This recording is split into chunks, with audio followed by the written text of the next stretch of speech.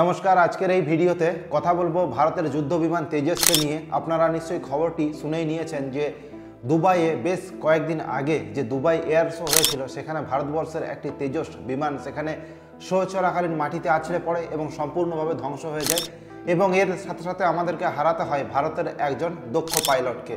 তো সমস্ত কিছু বলবো, কি হয়েছিল না হয়েছিল এবং এর প্রতিক্রিয়া সমস্ত কিছু আপনাদেরকে জানাবো। শেষ অবধি ভিডিওটি দেখতে থাকুন। তো এই টপিকটি জানতে হলে প্রথমেই আপনাদেরকে জানতে হবে যে দুবাই এয়ার শো কি। তো দুবাই এয়ার শো হলো একটা সংস্থা, সেখানে অর্গানাইজ করে বিভিন্ন দেশ মিলে, সেখানে বিভিন্ন দেশের বিভিন্ন ফাইটার জেট সেখানে অংশগ্রহণ করে। কোনো প্রতিকূল অবস্থা কিভাবে জয় করা যায় সেই যুদ্ধ বিমানগুলো, সেগুলো সবার সামনে দেখায় এবং সেখানে উপস্থিত থাকে বিশ্বের বিভিন্ন অর্গানাইজেশন, যারা বিভিন্ন এরোপ্লেন কেনাতে, বিভিন্ন ধরনের ফাইটার জেট কেনাতে বিভিন্ন দেশের হয়ে গুরুত্বপূর্ণ ভূমিকা পালন করে। তো সুতরাং আপনারা বুঝতেই পারছেন, এটা খুব ব্যবসার জায়গা এবং বিভিন্ন বিশ্বের উন্নত মানের যে সমস্ত এরোপ্লেন সংস্থাগুলো আছে বিভিন্ন দেশের হয়ে তারা পার্টিসিপেট করে, তাদের ক্যাপাসিটি সেখানে দেখায় এবং তারা ব্যবসারও একটা বিভিন্ন দিগন্ত খুলে যায়। তো এখানে বেশ কিছু গুরুত্বপূর্ণ এরোপ্লেন সেখানে ফাইটার জেট সেখানে অংশগ্রহণ করেছিল, যেমন ছিল Airbus A380, Airbus A400M, F-16 সেটা আপনারা সবাই জানেন, FA-18, F-22 Raptor, V-22 অস্প্রে, next আছে B-1B ইউরোফাইটার টাইফুন এবং আমাদের ভারতের ছিল তেজস। তো এই সমস্ত সেখানে অংশগ্রহণ করেছিল ফাইটার জেট এবং এই যে দুবাই এয়ার শো এটি চলেছিল 17 থেকে 21 নভেম্বর পর্যন্ত। তো এখানে সমস্ত কিছু অ্যাজ পার শিডিউল সমস্ত কিছু ঠিকঠাক যাচ্ছিল। শেষ দিনে 21 তারিখে সেদিন দুপুর 2:10 সেই শো চলাকালীন ভারতের তেজস তখন আকাশে ছিল এবং বিভিন্ন রকমের তাদের যে কার্যকলাপ থাকে, তাদের যে অ্যাক্টিভিটি থাকে এরোপ্লেনের আকাশে, সেই সমস্ত চলাকালীন দেখানোর সময় মাটিতে আছড়ে পড়ে কন্ট্রোল হারিয়ে। তো আপনারা এখন যদি মনে করেন যে মাটিতে আছড়ে পড়লো তেজস এবং ভারতবর্ষ বর্তমানে চেষ্টা করছে তেজসকে যাতে বিদেশের মার্কেটে রপ্তানি করা যায়, এটাতে কীরকম প্রভাব পড়বে, তো দেখুন, এটা কোনো প্রশ্নই না। পৃথিবীর উন্নত থেকে উন্নততম যে সমস্ত ফাইটার জেটগুলো আছে, প্রায় প্রত্যেকটি ফাইটার জেট এটা কোনো না কোনো দুর্ঘটনার কবলে পড়ে, কোনো না কোনোভাবে তারা হারিয়ে যায়। এটা একটা স্বাভাবিক ঘটনা। এখন দেখার বিষয় যে কোন ফাইটার জেট কত তাড়াতাড়ি দুর্ঘটনার কবলে পড়ছে বা অ্যাক্সিডেন্টাল রেটটা, সেটা যদি আপনারা দেখেন চমকে যাবেন, কথা দিলাম। আর এই ভারতের তৈরি তেজস এরোপ্লেন যে অ্যাক্সিডেন্টাল রেট, সেটা যদি আপনারা দেখেন, আমি কথা দিচ্ছি আপনাদেরকে যে আপনারা ভারতীয় সেনা, ভারতীয় সায়েন্টিস্ট, ভারতীয় গভর্নমেন্টের প্রতি আপনারা গর্ববোধ করবেন। তো এখানে তেজস ভেঙে পড়াতে রপ্তানিতে তো কোনো রকমই কোনো কিছু থাকবে না। এখন অবধি আপনারা দেখেছেন যে আমেরিকা থেকে বিভিন্ন দেশ, শক্তিশালী যে সমস্ত দেশগুলো আছে, আমেরিকা, রাশিয়া, তারা ভারতবর্ষের পাশে দাঁড়িয়েছে, প্রায় প্রত্যেকটি দেশ।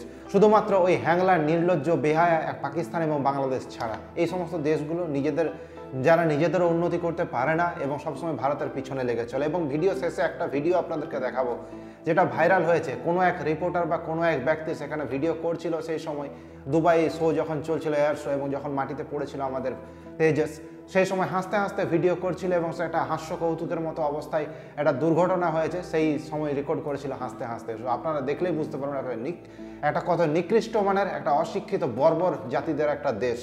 তো সমস্ত কিছু আপনাদেরকে জানাবো এবং আর আপনারা জেনে অবাক হবেন যে 2025 সালে পৃথিবীর অন্যতম যুদ্ধ বিমান, সেরা থেকে সেরা যুদ্ধ বিমান F-35, যেটা আপনারা সবাই জানেন। এই F-35টি ছিল ব্রিটিশ রয়্যাল নেভির অধীনে। এটা ভারতবর্ষের পাশ দিয়ে যাচ্ছিল, শুধুমাত্র সেখানে ওয়েদার খারাপ থাকার জন্য ইমার্জেন্সি ল্যান্ডিং করতে হয়েছে। সেটা তিরুবনন্তপুরমে ইমার্জেন্সি ল্যান্ডিং করে কয়েক মাস সেখানে পড়েছিল, সেটা রিপেয়ারিং করা প্রায় অসম্ভব হয়ে পড়েছিল। তারপর কী করেছিল সেটা ওদের ব্যাপার ছিল এবং সেসব দিক সেটাকে চলে গিয়েছিল নিয়ে। সুতরাং F-35 ভারতের যে তেজস আছে তার থেকে অনেক উন্নত মানের এবং অনেক গুণ বেশি দামি। সেই এরোপ্লেনও দুর্ঘটনার কবলে পড়েছে। কী কারণ ছিল না, শুধুমাত্র সেখানে একটা বাজে ওয়েদার ছিল, একটা ওয়েদার কন্ডিশন খারাপ থাকার কারণে সেখানে পড়েছিল। সুতরাং বুঝতেই পারছেন দুর্ঘটনাটা এরকম কোনো বড় ব্যাপার না। ফাইটার জেট এগুলো টেকনিক্যাল ইস্যু হয়েই থাকে। এখন আমাদের দেখতে হবে যে আমাদের যাতে ভবিষ্যতে আরও ডেভেলপ করা যায়, আমাদের স্কিল আরও বাড়ানো যায় আমাদের পাইলটদের। আশা করছি সেগুলো ভারতীয় সেনা খুব সহজেই করে নেবে। এরপর চলুন আমরা দেখবো যে তেজস যুদ্ধ বিমান কীরকম দুর্ঘটনার কবলে পড়ে।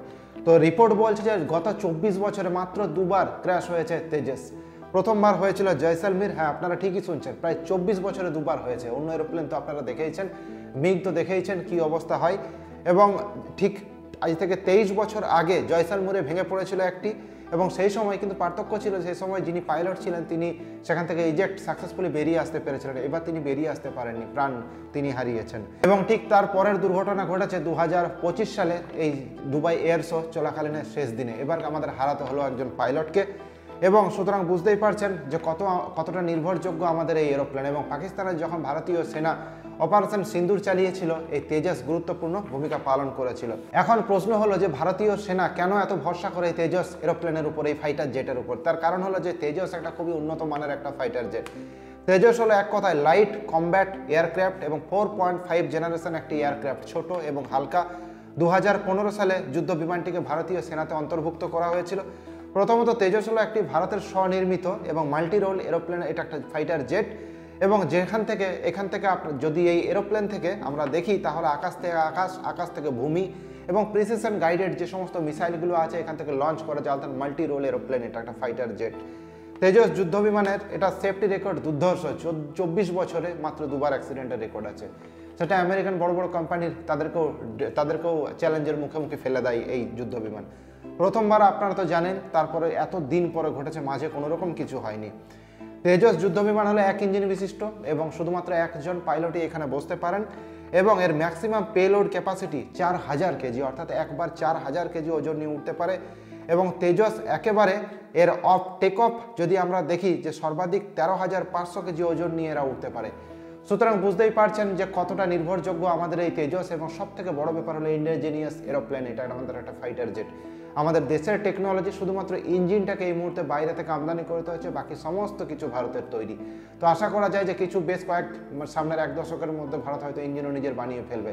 আর এরপর আপনাদেরকে দেখাবো যে সাধারণত নর্মালি কী হয় কোনো একটা দেশের যখন এইরকম একটা দুর্ঘটনার কবলে পড়ে, বিভিন্ন দেশ, বন্ধু দেশ হোক বা শত্রু দেশ হোক, তারা যখন তারা যখন ক্যামেরার সামনে থাকে সৌজন্যতা দেখায় এবং সহানুভূতি দেখায় যে এই ধরনের অ্যাক্সিডেন্ট হয়েছে। সেটা রাশিয়া দেখিয়েছে, সেটা আমেরিকা দেখিয়েছে, কারণ সেখানে শিক্ষিত মানুষ বসবাস করে এবং তারা বন্ধুত্বের মর্যাদা বোঝে। দুটো দেশ আছে বিশ্বে যারা না কোনো বন্ধুত্বের মর্যাদা বোঝে, না নিজেদের আত্মসম্মান গ্লানি আছে, না নিজের বেহায়া নির্লজ্জ একটা অপমানকর একটা বেহায়া দেশ দুটো বলতে গেলে।